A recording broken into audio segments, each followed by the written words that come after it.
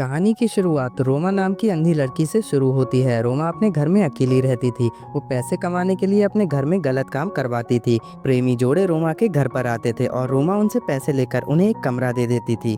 कमरे में आकर प्रेमी जोड़े पानी निकालते थे और रोमा उनकी आवाज़ें सुनती थी। वैसे रोमा एक छोटे से कस्बे में रहती थी और पूरा कस्बा उसे अच्छी तरह से जानता था।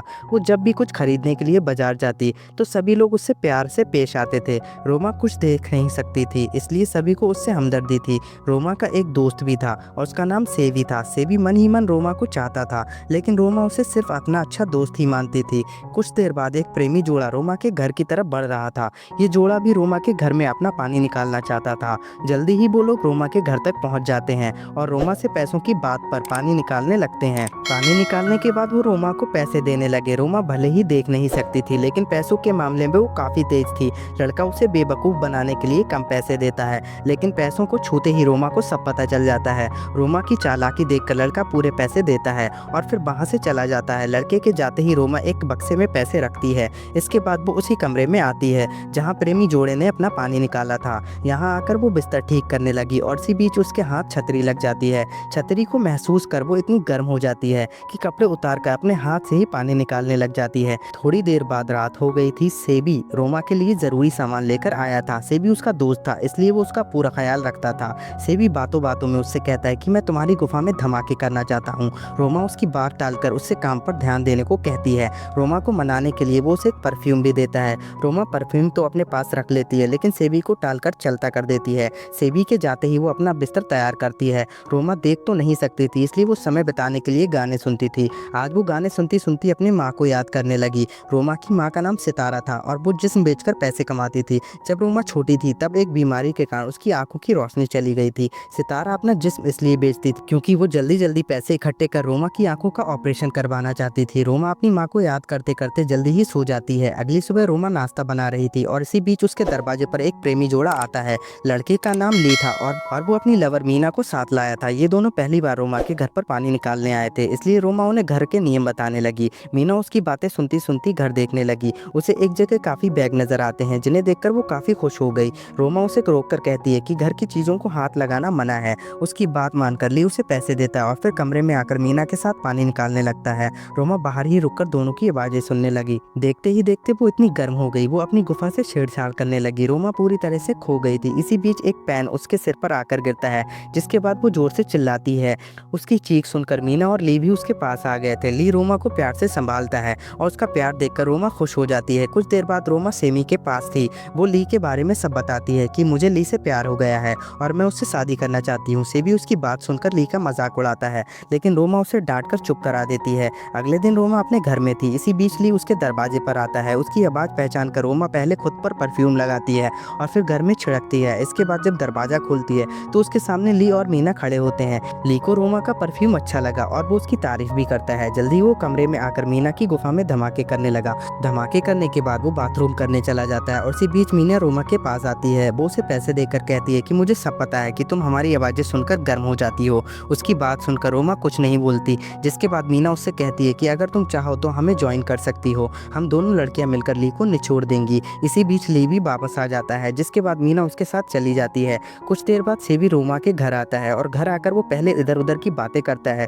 और फिर रोमा से गर्मा गर्म बातें करने लगता है ताकि रोमा गर्म होकर उसका पानी निकाल दे। पहले रोमा उसकी बातों पर ध्यान नहीं देती, लेकिन सेबी लगातार गर्मा गर्म बातें करता ही जा रहा था, जिस कारण रोमा जल्दी ही गर्म हो जाती है। वो इतनी गर्म हो गई थी कि वो सेबी के कपड़े उतारने लगी। देखते ही देखते वो सेबी को बिस्तर पर ले और फिर उसे अपने मुंह से ही स्वाद देने लगी। उसकी मुंह की गर्मी सेबी के ज़्यादा देर बर्दाश्त नहीं कर पाया, जिस कारण रोमा को उल्टी करनी पड़ गई। वो रोमा से माफ़ी मांगता है, जिससे सुनकर रोमा उससे कहती है कि साले तुम तो 1 मिनट में ही खाली हो गए, तुम कभी भी मेरी प्यास नहीं बुझा पाओगे। उसकी बात सुनकर सेबी उदास हो गया। रोमा उसे मनाने की कोशिश करती है, लेकिन वो चुपचाप वहाँ से चला जाता है।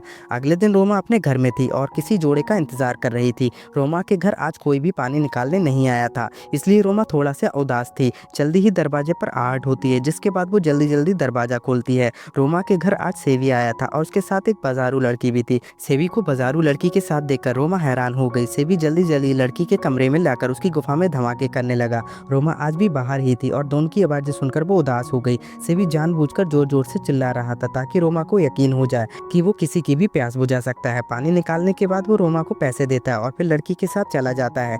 सेबी के जाने के बाद रोमा सोने की तैयारी करने लगी। इसी बीच दरवाजे पर आहट होती है। वो जब दरवाजा खोल तो ली उससे पूछता है क्या कमरा खाली है। ली की आवाज़ सुनकर रोमा खुश हो गई। वो उससे मीना के बारे में पूछती है, जिसके जवाब में ली कहता है कि मीना कुछ ही देर में आ जाएगी, तब तक मैं कमरे में आराम करना चाहता हूँ।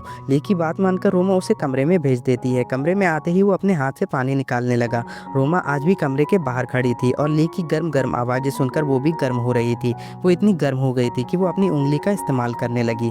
जल्दी ही ली भी उसकी आवाज़ें सुन लेता है। वो जैसे ही बाहर आकर रोमा को रोकता है तो रोमा उससे माफ़ी मांगती है। ली उससे कुछ नहीं कहता बल्कि उसे चूमने लग जाता है। देखते ही देखते ली ने पहले रोमा को पूरा गर्म कर दिया और फिर वो साला उसकी गुफा में धमाके भी करने लग जाता है। इसी बीच मीना भी चुपके से घर में आ जाती है और घर में आते ही चोरी करने लगती है। दरअसल ये सारी योजना ली की थी। उसने योजना के मुताबिक रोमा का ध्यान हटा रखा था और मीना घर में चोरी कर रही थी। मीना घर की कीमती सामान चुराती है और बक्से में रखे पैसे भी चुरा लेती है। वो अभी चोरी कर ही रही थी कि इसी बीच सेबी घर में आ जाता है। उसने मीना को घर में चोरी करते देख लिया था। सेबी उसे रोकने की कोशिश भी करता है लेकिन वो उस पर हमला कर घर से बाहर जाती है। सेबी बाहर निकलकर भी उसे पकड़ने की कोशिश करता है। जल्दी ही वो मीना को पकड़कर उससे पैसे छीनने की कोशिश करने लगा। खुद को बचाने के लिए मीना हवा में पैसे फेंकती है, जिसके बाद आसपास वाले लोग पैसे उठाने लगते हैं। इसी बीच ली उनके पास आ जाता है, जिसके बाद दोनों लड़कों में लड़ाई शुरू हो जाती है। ली लड़ाई में काफ़ी तेज था इसलिए वो सेबी को काफ़ी मारता है, फिर मीना को लेकर वहाँ से भाग जाता है। जल्दी ही रोमा भी जख्मी सेबी के पास पहुँच जाती है।